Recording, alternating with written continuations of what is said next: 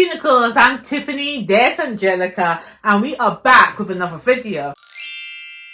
Now, as you know from this title, today we're talking about black books written by black authors in the contemporary genre, because I do love me some contemporary literary fiction reads, okay? So what I need you guys to do is open up your eyes, open up your ears, and listen. Go get these books, go add them to your TBR. No, not just add them to your TBR. I want you to actually read them and review them. That's the best way to help authors out and to uplift these black voices, okay? So before we start, remember to like and subscribe and to hit that notification bell so you can be notified of any additional lists that I put up celebrating black authors this Black History Month and throughout the rest of the year and beyond. Let's be real. I'm black. We're celebrating black voices 24/7, 365. So without further any ado, let me jump into the list. Now, the first book on my list is got to be one of those books that I classify as a unicorn. Now, if you don't know, the books I classify as unicorn, they're better than a 5 stars. They're better than a 6 stars. They're untouchable. I will take no criticism on this book. And that's none other than All the Lonely People by Mike Gayle. I think I said his name right. Gayle. By Mike. By Big Man Mike. This book is heartbreaking, heart-wrenching, yet it's so relevant for today's society. You know, because it's about us living in the world, living in the city where we're surrounded by a plethora, by so many people. Like, we got neighbours on every side of us, but yet we don't know their names. We don't know our neighbours. We don't know the people that we've been living next to for the last 15 years, you know? Like, I can't tell you who my neighbours are. I can describe them to you and say the Greeks live next door and some waste man lives on the other side of me, but I can't tell you their names. This is what this book is about. All the Lonely People. So All the Lonely People focuses on an 84-year-old Jamaican man called Hubert Bird, living in the UK. Now, he's been here for the majority of his life since he came over, and his wife is dead. His son's gone. His daughter's living abroad. He's alone. His friends that he knew growing up, his friends that he knew when he came over, they're non-existent, okay? But what he does is that when his daughter calls him to check in, because his daughter's in Australia, she checks in on him. He tells her that how he's been down to the snooker hall, the bingo, wherever he goes, to the community centre, and he has friends. He goes to play dominoes and makes up a whole life for himself to make his daughter feel good that he's not alone. But he is, okay? He's hiding this from her.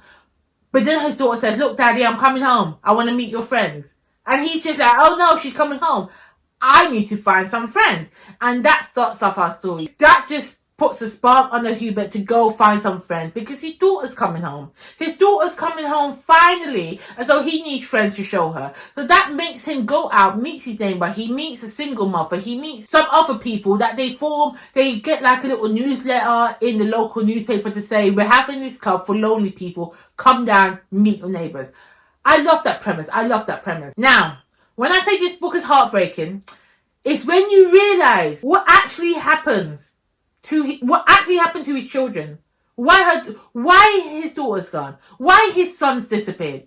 You know, when Herbert actually reconnects from his old friend that came over from Jamaica with him, and you see what type of life this man is living. When you realise these things, and I don't want to give it away. I want you to read the book so you can feel the emotion without me telling you to feel the emotion. But this book was heartbreaking. This book was so emotional. It got me thinking, God damn, although we are living in a very overpopulated city, we are very isolated from people around us. And it's just, I love this book. Go read it.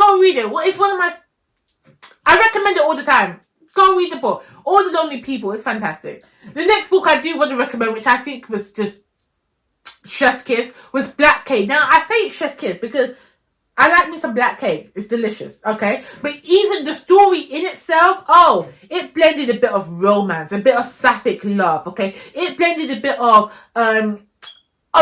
not unrequited, it blended a bit of forbidden love, okay? It mixed in a murder mystery with historical fiction in a contemporary novel. We had so many different elements to this book, so many different layers that I was just in awe of. So what this book is about, this book is telling the story of Eleanor Bennett. Eleanor Bennett has died, and she's left a letter or recording for her children to hear her story, so she is telling them who she really is, okay? And it starts off with her time in Jamaica and why she left Jamaica and what her real name is. Because her children and the world at large know this woman as Eleanor Bennett, but her real name is Coventina. Oh, I love the mystery element to it. I telling her story, when you hear Eleanor/Covey's story from her time in Jamaica, why she left Jamaica, what happened when she entered the UK, when she went to Scotland, this book was emotional. It's great. And it makes me wonder, our parents don't tell us everything. I makes me question, like, what are the secrets that my mama holds? What are the secrets that my grandma holds? Because when she came over from Jamaica, she hasn't told me her whole life story. And I'm not waiting until she passes on for me to get all the tea. I need to know. Because that woman is holding some secrets from me and I need to know every detail of them. But again, Black Cake, fantastic book, and I would suggest that you also go watch the Hulu show, because is it on Hulu? No, it's on Disney Plus for us. Is it a Hulu show? Why do I have Hulu then? It probably is a Hulu show, but it's on Disney Plus over in the UK. Go watch Black Cake. Black Cake was a fantastic show, and I'm very upset that they're not making a season 2. Even though the book by itself is standalone, it's no sequel, it's by itself. The way they left the TV show off made me think they're having a season 2. You added stuff in the show that wasn't in the book that makes you question what's going on. And I need more. But then you went and cancelled the show.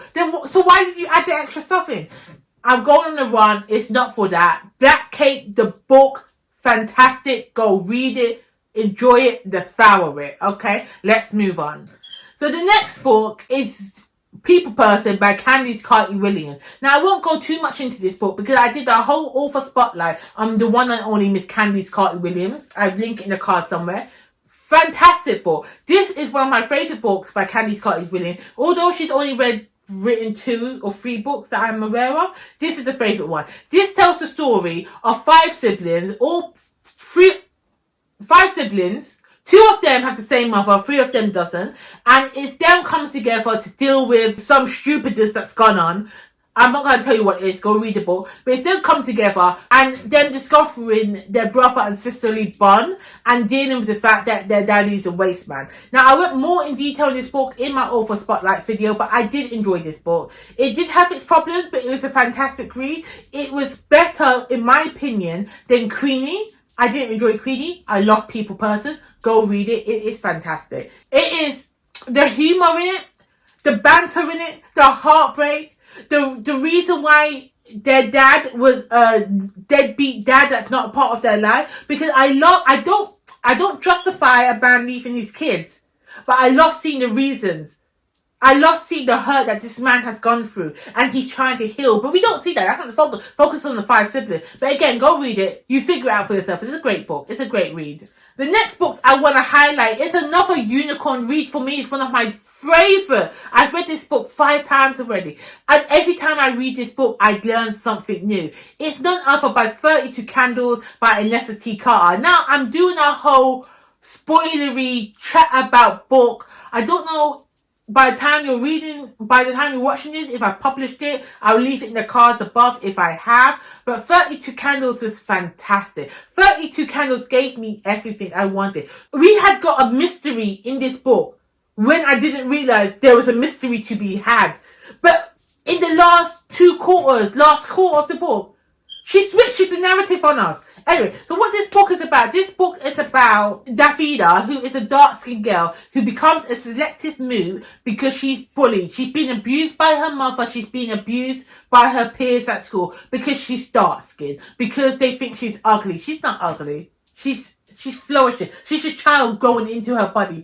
Be quiet. Anyway, so it's about the feeder. So she's a selective move until she's 16 and she runs away from home to go live in LA. And while she's in LA, she discovers herself. She discovers her voice. She discovers who she is as a person. Now, I'm not going to get into too much details because, again, I have a spoilery review coming out or already been out. So go watch that if you want to know more about it. But what this book does, it has romance in it, okay? It has mischief, okay? Again, I said it has a mystery element in there because you realize what the feeder has been going through throughout her life and how she gets her own back, because she does get revenge on the people that did her bad.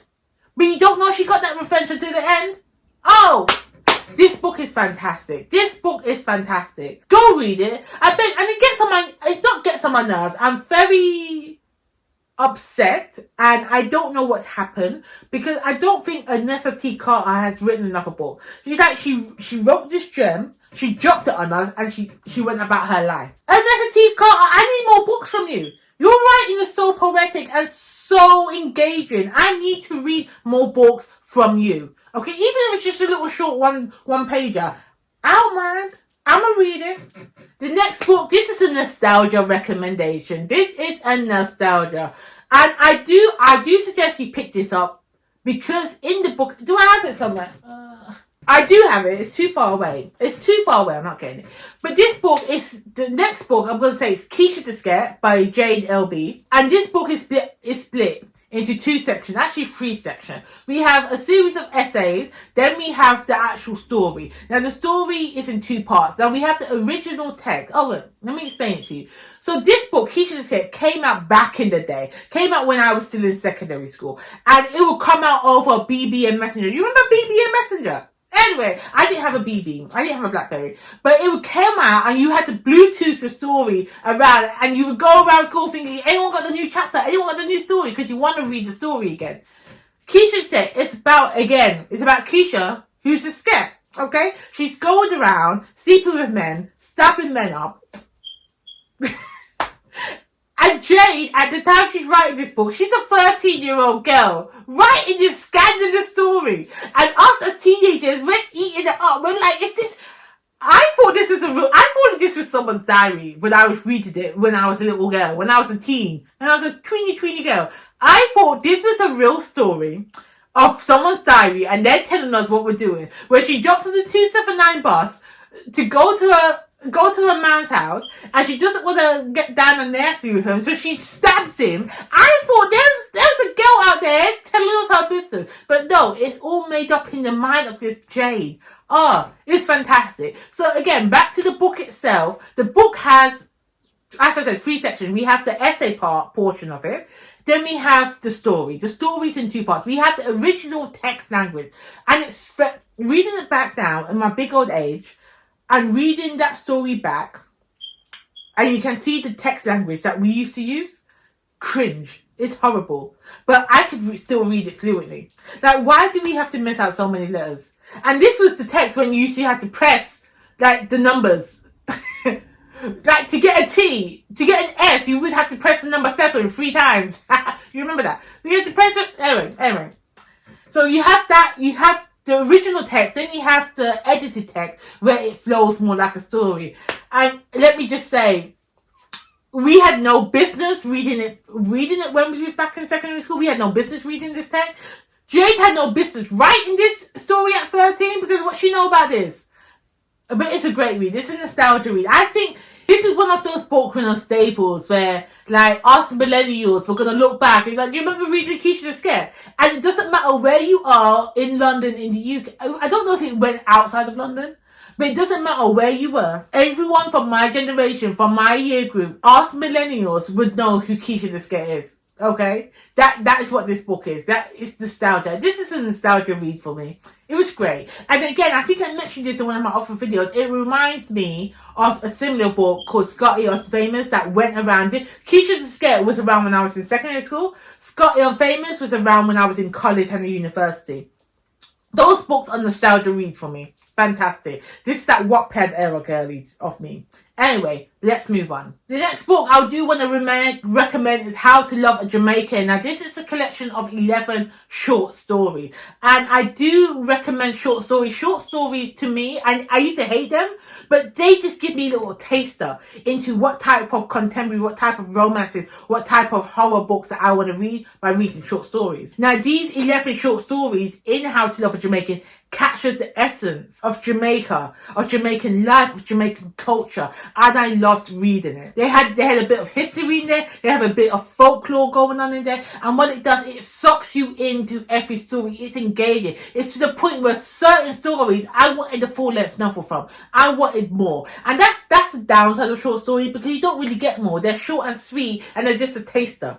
But certain stories, they gripped me in How to Love a Jamaican, and it's a fantastic collection. Moving on with more short story collections, moving on from Jamaica to Nigeria, we have All the Men in Lagos Are Mad. Now, this book, where How to Love a Jamaican, this made me feel nostalgic, which made me fall in love with the island again. All the Men in Lagos Are Mad made me laugh, because these men be out here acting a fool. Now, these stories, every story in this short story collection, I need a book on. We can expand on every story because they had so much depth to them. And the fact that they're so short, that they're so minute, and I want to know what happens next. And we're never going to get there. That's, again, annoys me. Like, some of these stories had me laughing out loud. And then some of these stories had me like, hold on a minute, this man did what? Had me questioning. But then I never got the answer because they are short story. And the way the author writes them, the witty banter, her writing of these stories is definitely the definition of bombastic side-eye. Because I was turning my head by reading, like, is this really going on? All the Men in Lagos Are Mad. Fantastic story collection. Go read it. And if you like the authors writing in this book, I highly suggest to read their latest release, Not All Big Bombs Matter Tomorrow. This book has a very significant message in it. Because everybody's going on how you need to have this big bum, this figure to be successful in life. And I'm just like, no, you don't. And this is what this book focuses on, what the main character wants to do. Because she is a slim girl and she wants to have the big curvy figure, you know. But anyway, go read these books. I love their writing. It's very poetic. It's very fluid. Great. Again, back to the short story. It's not really a short story, but this next book is short, it's sweet. This is the 392 by Ashley Hickson-Lovence. Now, again, this is a short book. I did do this via audio. And this book basically follows a bus, the 392, and the passengers that are on this bus, what's going on through their head, what's going on in their journey. And it makes you realize that we, as individuals, as people, only think about what's going on with ourselves. Like, we can be having the best time of our life, but the person sitting next to us on the bus might go through the worst moments of their life, but we're on the same journey, on the same route. And so we have different chapters from each perspective of the people on this bus. I enjoyed it. It was kind of an emotional read. Each of their passengers' chapters had their own distinct voices, and the book really lives and breathes London, because again, we go through each of the passengers, even the driver on the bus, going through their lives, what's happening there in their everyday lives and in that moment. And it makes you appreciate that we might be 2 degrees separated from the person next to us, but we're going through the same things. We're in the same friction. We're stuck in the same mess, you know? So we're not really different than the next person next to us. It really makes you question and makes you think. And the next time I took a bus ride, I'm looking at everybody and thinking, I wonder what your story is. Again, the 392, great read, great, how do you say that word? Introspection? It's a great introspection on your lives and the lives of others around us. Again, I don't know, I think I've been doing a lot of short stories recently, and they've just been on my mind, because we have another collection that actually came out this year for such a time like this by Shani and Akilah. Now, this book, we're introduced to Black British millennial Londoners who's navigating their lives. They're navigating their corporate office, they're navigating friendships, relationships, and the different society pressures while coming out of COVID. Now, again, I said it's a collection of short stories, and each story has their own message that they want to tell. There's themes that they want to get across, and I think this is such a very vivid, very rapid, a very cohesive collection of stories that I enjoyed reading. Like the characters, they felt real, they felt cohesive, the characters felt layered. There was one story in particular which I can't actually remember what it was called, but there was a young man, he was dealing with his mental health, and it was his friends helping him come to terms that he has a mental health issue. And the fact that in black culture across every diaspora, mental health is not something that they deal with, especially in black men. We don't deal with mental health within black men as we should. It's not something that we focus on. It's not something that we take seriously. And what this short story in this collection does is bring to light that black men need help. They do need help. They're struggling out there. And what they are dealing with, they are trying to be the big, the strong, the man, the provider. But when they're the ones that need help, they're the ones that need talking to, they're the ones that need the break. This collection of short stories is just fantastic. It does give a whole new life on the black British experience, especially from the millennial perspective of what we go through. Fantastic read. And the fact that I believe this is the author's first body of writing, heartwarming, fantastic. Go read it, go give it a try. Now, the next two books are two books that I haven't read yet and that I highly want to get to, and I want you guys to read too. So the first book we have is And So I Roar by Abi Dare. Now, again, if you read the author's first book, Gayle the Loudon Voice, this is a continuation of that book. This is a continuation of those characters. And we pick up where a Gayle the Loudon Voice left off, with Aduni moving out and living with Tia and her husband. And she's getting ready to go to school in Lagos, in Lagos. And something goes wrong. Things are not setting out the way she plans.